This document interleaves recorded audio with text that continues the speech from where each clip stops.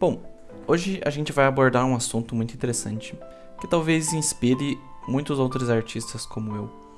Recentemente, eu li um artigo de uma cineasta e teórica chamada Maya Deren. O nome do artigo é O Uso Criativo da Realidade. Nesse artigo, ela defende que apesar do cinema usar os métodos de outras artes, como o teatro, a dança, a fotografia, o cinema ele continua uma arte totalmente distinta, totalmente independente, de forma que ela não depende de outras linguagens. Bom, nesse vídeo eu quero tentar resumir e dar exemplos de filmes tanto para você conhecer como para você usar de referências. E por que eu escolhi este artigo em específico? Foi porque muitas vezes a gente se limita como artista a talvez equipamentos que a gente não tem, a melhor câmera para a gente fazer um filme e etc. E a gente vai ver como isso pode ser mudado nesse vídeo. Bom, vários outros teóricos já defendiam a ideia do cinema ser uma arte independente, principalmente lá no seu início, onde o cinema não era bem visto, quase como uma coisa meio marginalizada. E vários outros teóricos escreveram em defesa da arte em si, como o Rudolf Arnheim, no texto Cinema como Arte.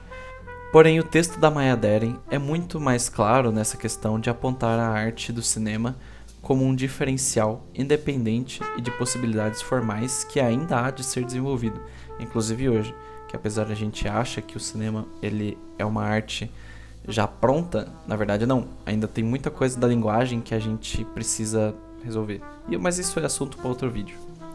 Maya Deren é uma cineasta e teórica que viveu nos Estados Unidos nos anos 60. Seus trabalhos são o que a gente chama de formalista, que nada mais é que alguém que trabalha com a forma em si da linguagem do cinema.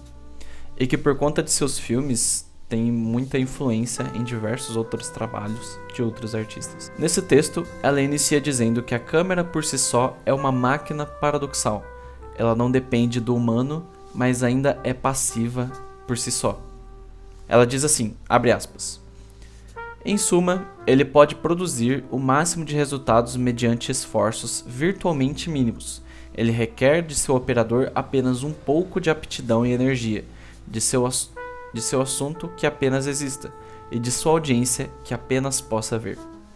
E com isso, ela discorre dizendo que a realidade em que vivemos não pode ser 100% controlada, como as ondas que batem, o vento, o sol, são coisas da realidade que nós não podemos controlar e nem retirar da nossa vivência, nem retirar de cenas que estamos gravando. Mas através de um exercício de criatividade, nós podemos transformar o seu significado. A única coisa que a câmera faz é filmar. Ela exige apenas que a pessoa imponha o seu olhar autoral sobre aquilo que ela filma. A partir dessa compreensão, nós podemos transformar aquilo que filmamos em um símbolo sobre algo que queremos comunicar. Vamos ver, por exemplo, o filme da Maya Deren, O Tramas do Entardecer, onde ela pega vários objetos reais e comuns de rotina, como uma chave, uma flor, uma faca, e transforma num objeto que sugere um outro significado. Talvez perigo, algo mais abstrato, sentimental e etc. Nisso, a Maya descreve para nós como vencer as limitações técnicas através da criatividade, usando o real como um ponto de partida e transformando o seu significado.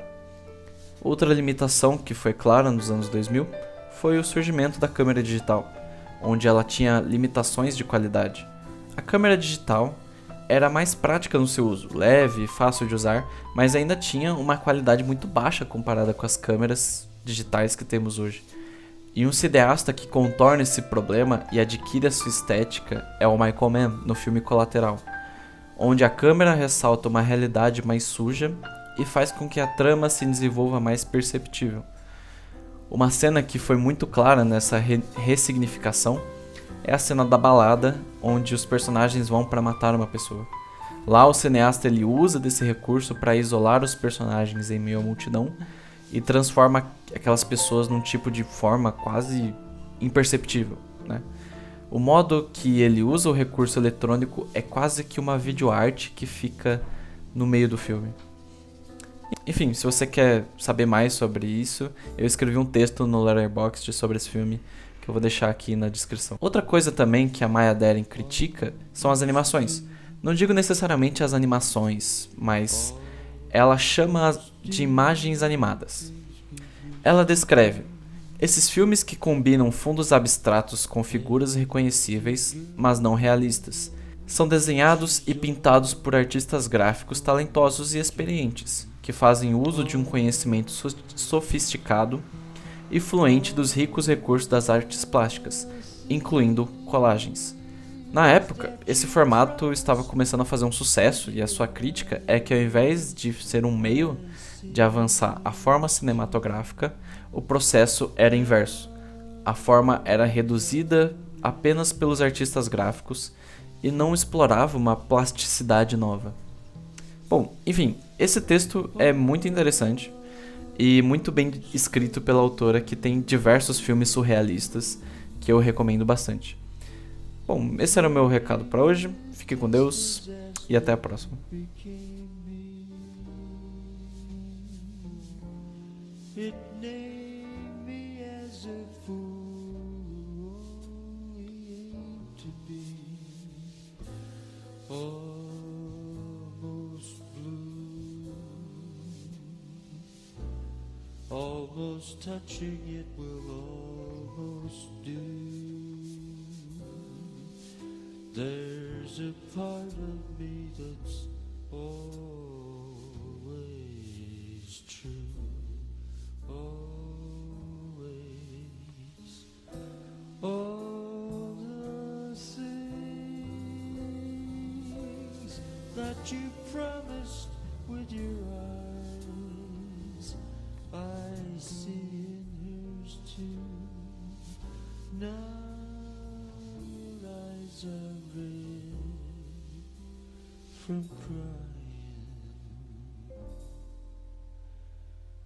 Almost you.